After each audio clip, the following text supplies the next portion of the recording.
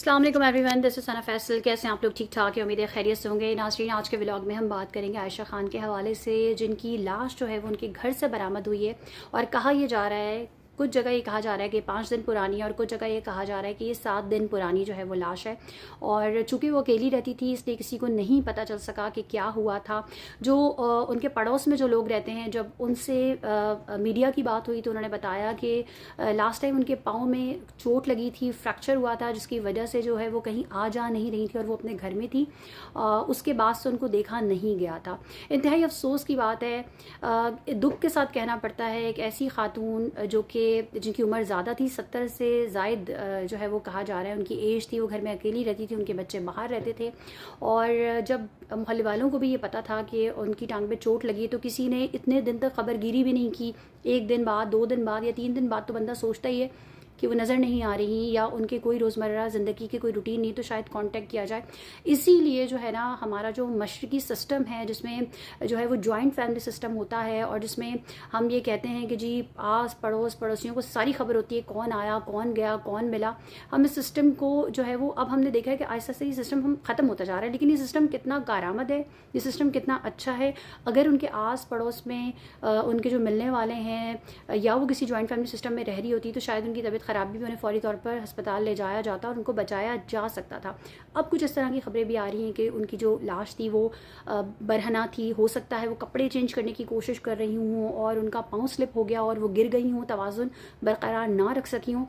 लेकिन एक ऐसी खातून जिन्होंने जिनका एक एरा था, जिन्होंने जो है वो एक इतना अच्छा काम किया था, इतने ड्रामों में काम किया था और कुछ सालों से वो नज़र नहीं आ रही थी, लेकिन इससे पहले वो ड्रामे भी कर रही थी और तमाम चीज़ें भी, यानी कि शोबिज़ इंडस्ट्री का एक मशहूर नाम था।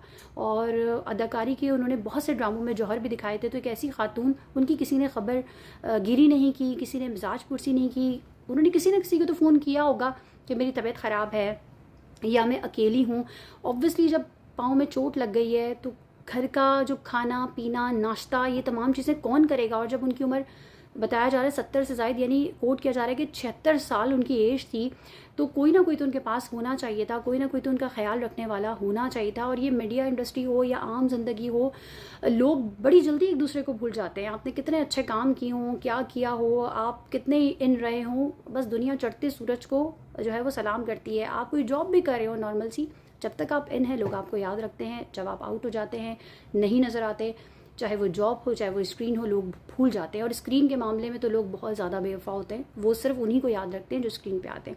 लेकिन अफसोस के साथ एक बात मैं ऐड करना चाहूँगी कि अगर यही चीज़ बाहर के किसी मुल्क में हुई होती तो शायद जो है वो इसको इतना ज़्यादा इस तरह से हाईलाइट ना किया जाता। उनके अच्छे काम बताए जाते, उन्होंने कौन कौन से ड्रामे किए हैं ये बताया जाता, उनके इस तरह के पैकेजेस चलाए जाते।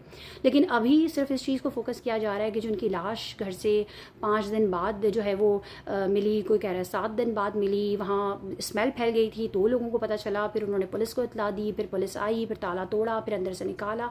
अभी उनकी जो डेड बॉडी है वो जो है वो सुरावगोट एडी सेंटर में रखी गई है। कहा यह जा रहा है कि जब उनके घर वाले, यानी कि उनके जो बच्चे बाहर हैं, वो आएंगे तो उसके बाद वो देखेंगे कि उन्होंने पोस्टमार्टम कराना है या नहीं कराना, और फिर जो उनकी तदफीन के मामलात होंगे वो।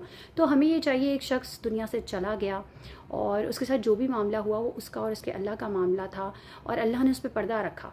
लेकिन हम क्यों उसको उछाल रहे हैं, हम क्यों इन चीज़ों को हाईलाइट करें। हमें ये बात करनी चाहिए कि उन्होंने कब अपने करियर का आगाज़ किया, कैसे काम किया, उनकी अच्छी अच्छी बातें याद रखें। और एक शख्स जो चला गया उसके बारे में, क्योंकि मैंने एक चैनल पे अभी यहाँ तक देखा कि उसने ये कहा कि वो लाश ऐसी थी, वैसी थी, यूँ था, वो था, तो प्लीज़ इन चीज़ों से गुरेज करें, क्योंकि आखिरकार इन दी एंड मरना हमने भी है। नाज़रीन, व्लॉग पसंद आया तो मेरा यूट्यूब चैनल ज़रूर सब्सक्राइब कीजिएगा। अपना ख्याल रखिएगा। अल्लाह हाफ़िज़।